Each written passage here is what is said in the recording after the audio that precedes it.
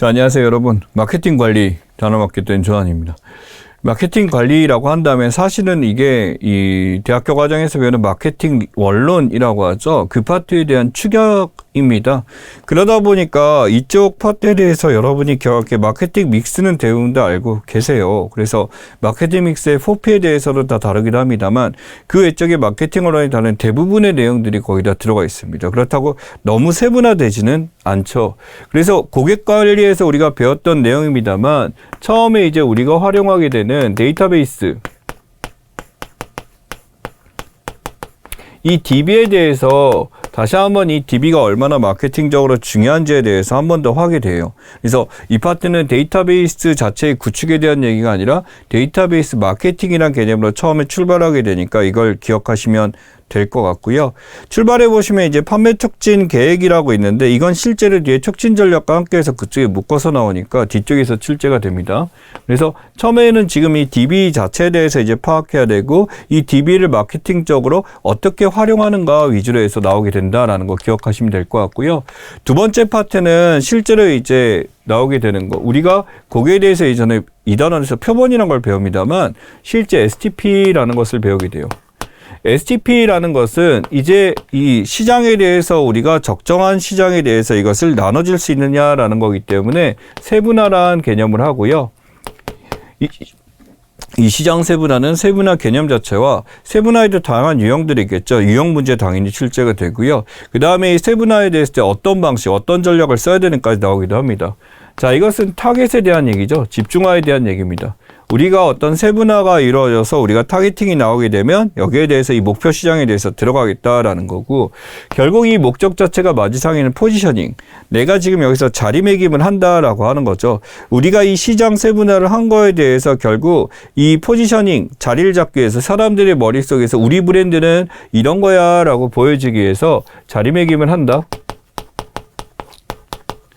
그다음 이 포지셔닝이 잘 된 경우 같은 경우는 그대로 유지하는 전략을 쓰겠고, 포지셔닝, 리포지셔닝 하겠죠.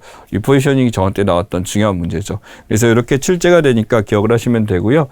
세 번째는 이 파트에서는 4P입니다. 최근에는 이제 마케팅이 현대 마케팅이 7P까지 나오기도 했습니다. 4P 정도로 이제 정리가 다 귀결이 되고요. 4P 안에서는 당연히 나와야 되는 이 4P가 개념이 뭔지, 4P의 뜻을 당연히 알게 될 거고요. 그 다음에 P에 대해서 이제 하나하나씩 각계 격파별로 문제가 다 출제가 됩니다. 문제 분류상 다른 파트에 대해서 이쪽의 문제가 가장 많이 나와요. 가장 많이 나오게 출제가 되게 되면 거의 절반 정도까지도 차지하는 경우도 있기 때문에 거기서 12문제 정도 나오기 때문에 각 영역별로 중요도에 따라서 다 3문제, 2문제씩은 나오게 됩니다. 그래서 여기서 12문제 정도 나오면 적어도 이제 3문제씩은 전부 다 출제가 될 거다라고 생각하고 이걸 다 정리를 하셔야 되는데, 특히 촉진 같은 경우는 앞에 있는 판매 촉진과 연관해서 함께 나올 수도 있기 때문에 좀 더 정리를 잘 해주셔야 됩니다. 그래서 제일 처음에 보게 되면 생산, 프로덕트에 대한 얘기죠. 그럼 제품에 대한 얘기, 그래서 제품에 대한 얘기, 그 다음에 당연히 마케팅에 대해서는 제품이 만들어지면 적절한 가격에 대한 이야기. 자, 그 다음에 플레이스라고 부르는데 이것을 어떻게 고객이 연결시키는까지 그 과정을 얘기하는 유통에 대한 얘기. 마지막엔 프로모션, 촉진에 대한 얘기인데, 우리가 맨 처음에 단원 보시면 판매 촉진에 대해서 얘기 나와 있죠. 판매 촉진 효과나 이런 것들, 선호도 분석 나와 있습니다만 여기서 있는 개념들이 또 촉진에서 쓰이게 됩니다. 그렇기 때문에 이쪽 파트도 여러분이 절대 간과해서는 안 되고 촉진 전략의 성격이나 이런 거까지 여러분들이 정리를 하셔야 됩니다. 그리고 마지막에는 실제 우리가 이제 이 마케팅 관리에 있어서 텔레마케팅이란 점을 간과하면 안 되겠죠. 그러니 실제 텔레마케팅에 대해서 이 텔레마케팅을 어떻게 관리할 것인가 라는 것에 대한 이야기가 나옵니다. 이 텔레마케팅의 인바운드, 아웃바운드 개념은 우리가 1단원에서도 봤었고 4단원에서도 다시 한번 나오게 되니까 매우 중요하게 공부를 하셔야 되는 것 중에 하나인데, 다른 파트에 비해서 내용이 쉽습니다. 다른 파트에 대한 내용이 쉬운 이유는 가장 경험적으로 실무적으로 우리가 파악할 수 있기 때문에 이렇다라는 거고요.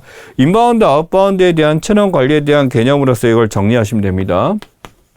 그래서 인바냐 아웃바운드냐? 그래서 이 두 가지에 대해서 전부 다 성격에 대해서 알고 가시면 되고, 인바 아웃바운드의 차이점, 그래서 다음 인바운드에 해당하지 않는 것, 해당하는 것은 이런 걸로 해서 문제가 일반적으로 출제가 되며, 그 다음에 여기서 당연히 사용하게 되는 도구죠. 결국 이 사용하게 되는 도구인 바로 스크립트에 대한 내용까지. 그래서 이 스크립트가 적절하냐 아니냐 해서 적어도 여기서 문제가 한 7문제 정도 출제가 됩니다. 그래서 7문제, 여기서 12문제, 그 다음에 STP와 데이터베이스 해가지고 여기서 6, 7문제 정도 출제가 되는 게 일반적인 형태다라고 보시면 될 것 같고요. 그래서 이쪽에서 나오는 문제가 타겟팅은 하나, 두 개 정도 나오고 데이터베이스 제일 처음에 있는 거 2개 정도 나오게 돼서 총 문제가 구성이 됩니다. 거의 변함없이 이렇게 되는 것 중에 하나입니다만 인바운드, 아웃바운드 채널과 조금 내용이 바뀌었고요.